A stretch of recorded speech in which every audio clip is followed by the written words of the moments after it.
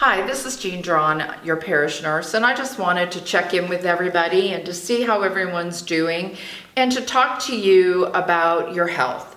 I know we've been bombarded with all the information about our physical health, how we need to stay home, how we need to wash our hands constantly.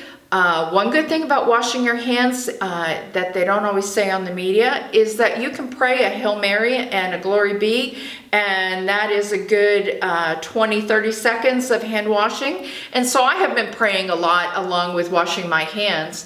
But I wanted to talk to you today about our mental health.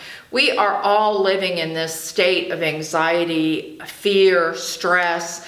Our normal routines have been disrupted. And it is really important for us to pay attention to our mental health. We are grieving. We're grieving as a nation and a world for all those lives that have been lost, for all those who are sick. We're grieving our loss of normal routines, our friends at school, our coworkers, just being with other people, being able to just go to the store and retail therapy. We can't do any of that right now. And also too, one of the biggest things is we're not able to gather as a church physically. We're not able to receive Jesus in the sacrament. And all of those things are causing us grief. I have a child that's a member of the class of 2020 who has been an athlete and has dreamed about competing in their national tournament, the National Collegiate Bowling Tournament, and that's all been ripped away. For all of those athletes that have worked hard all year long to maybe make it to state, that's such a loss for them. Never mind the loss of their graduation. All those who have planned weddings, all of those things are losses for us now, especially too for those that have had family members that have died. A dear friend of mine's mother died just the other day, and no one could be with her because they were suspecting that she had COVID-19. And so none of her family could be with her. And so even our funerals are limited to 8 people, 10 people at the graveside, and then a funeral mass afterwards. So all of our normal coping mechanisms have all been disrupted. If you're a caregiver, maybe you're used to taking your family member to the adult daycare center and getting a break, and now you can't do that. So it's really important that we pay attention to our mental health and realize that there are resources out there. One of the things that we're trying to do here at the church is we're looking at doing meetings virtually. So we have looked into Zoom. There's all kinds of technology out there. If you have a book club, you can do your book club virtually. You can do our kids are doing schooling virtually. So there's lots of things that we can do virtually, and we as a church are trying to reach out to you to still keep you connected.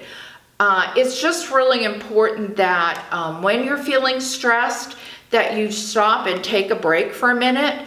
You can practice deep breathing. Sometimes I'll be walking around up here and I'll be, Lord have mercy, Christ have mercy, Lord have mercy. But it's just a way of kind of grounding me sometimes, or I'll stop and take a big deep breath. It's called pursed lip breathing, and you breathe in and then breathe in slowly, purse your lips and breathe out and count your breath. It's a way of slowing your breathing down. So you just do it like this, where you breathe in,